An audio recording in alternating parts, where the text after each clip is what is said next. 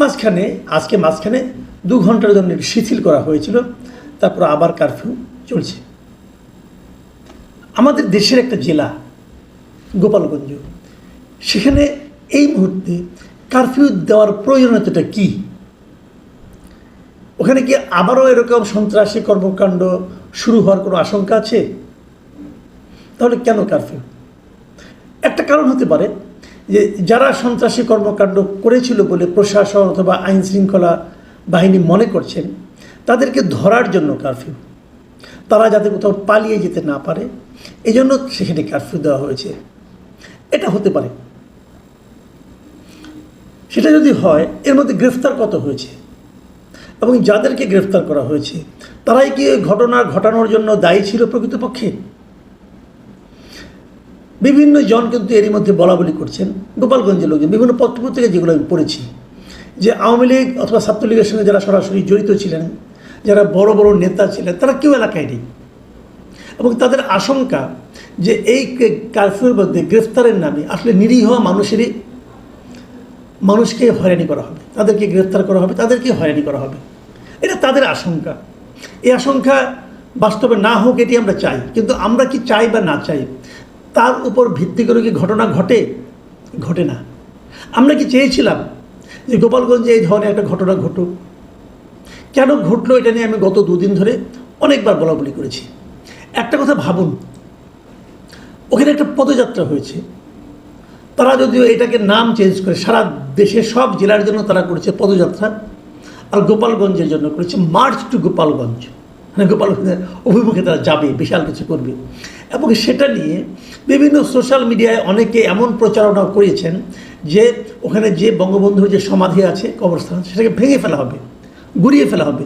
সাধারণত আপনি তো বলবেন যে এটা লজিক্যাল তো না। তো লজিক্যাল কি 32 নম্বর ভাঙাটা ছিল? ওটা তো লজিক্যাল ছিল না। তো ভেঙে তো দিয়েছে, সরকার দেখেছে, কেউ কিছু বলেনি, বাধা দেওয়ার চেষ্টা করেনি সরকার। দেশে ওই সময় একটা সরকার ছিল, তারা কোনো বাধা দেয়নি। এবং সেই ভাঙাটা কিন্তু একদম রীতিমতো বুলডোজার এনে ভাঙা হয়েছে। বুলডোজার কোথেকে আসলো? বুলডোজার কি প্রত্যেকটা মানুষের প্যান্টের পকেটে একটা করে থাকে? তা তো থাকে না, আনা হয়েছে। কোথেকে আনা হয়েছে? কে সাপ্লাই দিয়েছে? এগুলি কেউ খোঁজ করা হয়েছে? তার হচ্ছে বড় কথা। 32 নম্বর যে ভাঙা হয়েছে, এ নিয়ে থানায় কোনো মামলা হয়েছে? সেই মামলা তদন্তের রেজাল্ট কি কেউ জানেন আপনারা?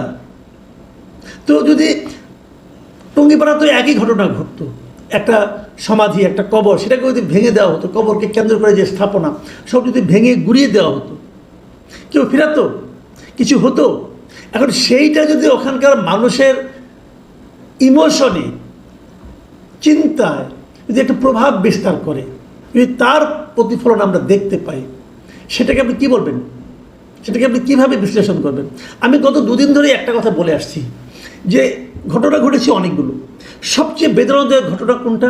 4 জনের মৃত্যু, এবং সেটা আইন শৃঙ্খলা রক্ষাকারী বাহিনীর গুলিতে মৃত্যু। তাদেরকে মরতে হলো কেন? আজকে শুনলাম আরও একজন বেড়েছে, 5 জনের মৃত্যু। কাদেরকে মারলেন আপনারা? আরে এদেশের নাগরিক তো। এই যে মৃত্যুগুলো হলো, এই মৃত্যুগুলো কি অপমানের মৃত্যু হলো? এই মৃত্যুগুলো কি সম্মানজনক মৃত্যু হলো? সম্মানজনক যে হয়নি, অথবা এই রাষ্ট্র যে এই মৃত্যুগুলো নিয়ে মিনিমাম শোকাহত নয়, মিনিমাম ফিলিংস তাদের মধ্যে কাজ করছে না, তার বড় প্রমাণ হলো এই কোনো একটা মৃত্যুর ময়নাতদন্ত হয়নি, পুলিশ শ্রোথাল রিপোর্ট তৈরি করেনি, দাফন হয়ে গেছে, দ্রুতবেগে দাফন দিতে বাধ্য করা হয়েছে। কেন? তারা কী করেছিল? তাদের ফ্যামিলির সঙ্গে দেখলাম, তাদের ফ্যামিলি বক্তব্য নিয়ে আজকে বিভিন্ন পত্রপত্রিকায় লেখা দেখলাম। এই যে 4 জন মারা গিয়েছে, এই 4 জনের পরিবারই বলেছে যে তারা আগে কোনো রাজনীতি করতেন না। এই সোহেল মোল্লা, দীপ্ত সাহা, ইমন তালুকদার, রমজান কাজী, এদের সকলের পরিবারের দাবি যে তাদের পরিবারের এই সদস্য কোনো রাজনীতি করতেন না।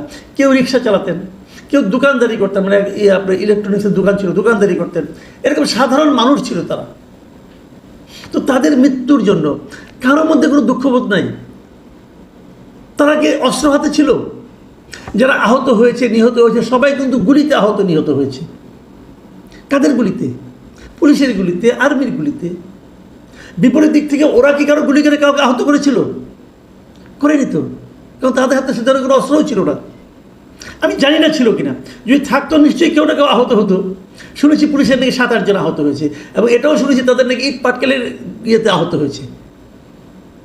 তাহলে আমার কথা হলো যে একটা মব ভাঙার জন্য আপনি যে গুলিগুলি চালালেন, যে লোকগুলি মারা গেল, এইগুলির আদেশ কে দিয়েছিল? আমার মনে হয় এগুলো খুঁজে দেখা দরকার।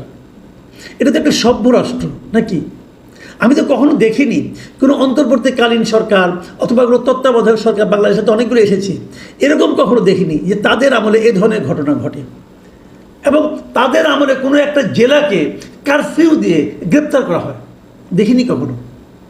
ডক্টর ইউনূস আমাদেরকে যা দেখেনি তা দেখিয়ে দিচ্ছেন।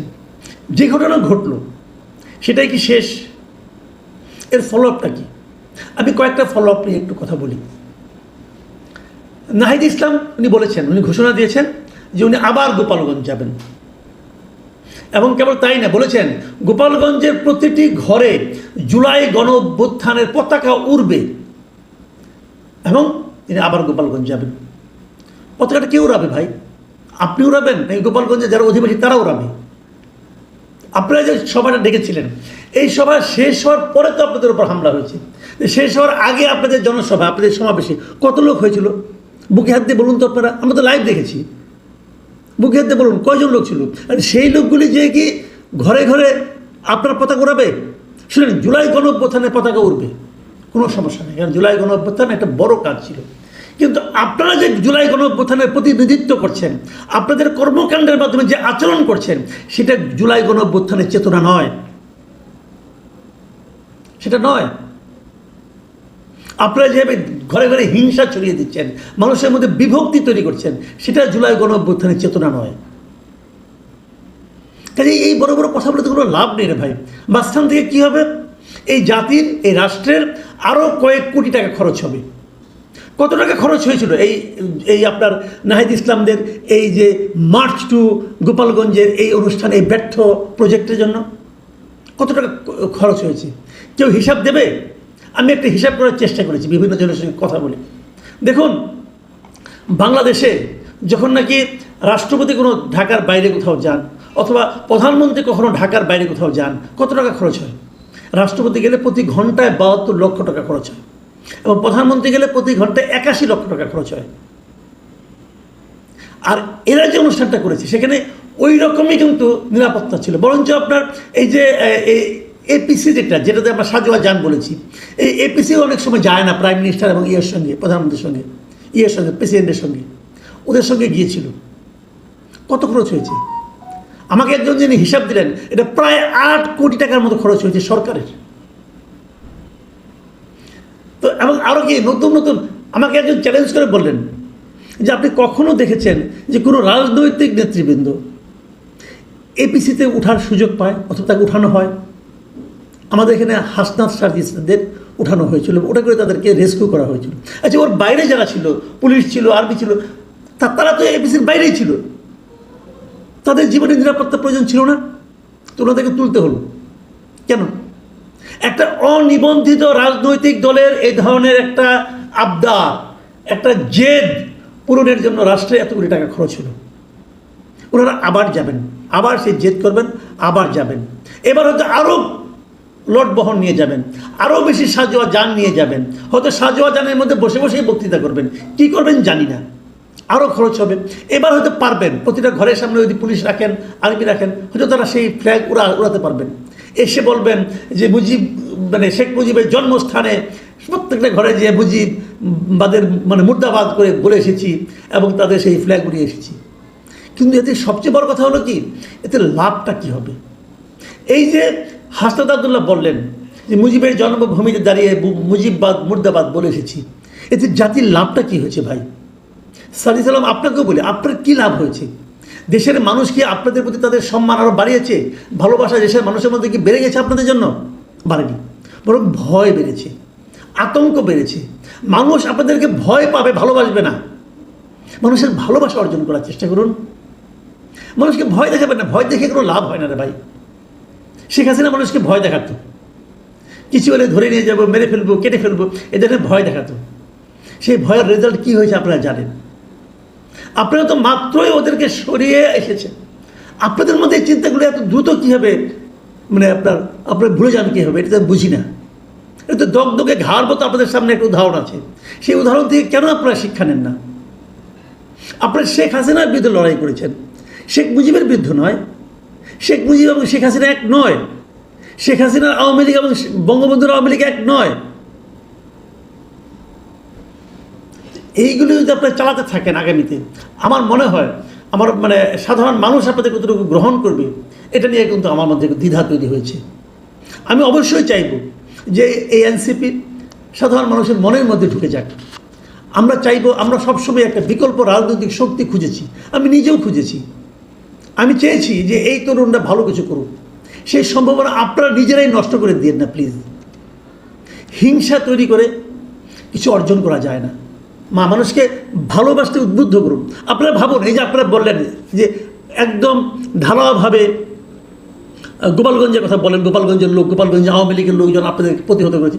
ভাবুন তো, বেশি দিন আগে নয়, এই বছরের ফেব্রুয়ারি মাসে এই গোপালগঞ্জে জামাত ইসলাম যে মিটিং করে এসেছে, কই তাদের কিন্তু কেউ, তাদের জনসভাতে কোনো ভাঙচুর হয়নি। তারপরে হলো কেন? ওই উস্কানি দেওয়ার কারণে হয়েছে। জামাত তার রাজনীতির কথা বলেছে, জামাত কাউকে উস্কানি দেয়নি। অথচ আওয়ামী লীগের শত্রুতার দিক থেকে জামাত বড় শত্রু, কোথায় তাদের জামাতকে মিটিং করতে দিয়েছে। তো আপনাদের নিয়ে ঝামেলাটা হলো কেন? হলো একটা কারণেই, যে আপনারা উস্কানি দিয়েছেন। হয়তো আপনারা চেয়েছেন যে এরকম কিছু ঘটুক, ঘটলে পরে এটাকে পুঁজি করে নির্বাচন পেছানোর একটা অজুহাত পাওয়া যাবে। এই মতলব মানুষ বুঝে গেছে ভাই, কি লাভ এতে বলুন? প্রিয় দর্শক, এখানে পর্যন্তই। আল্লাহ হাফেজ।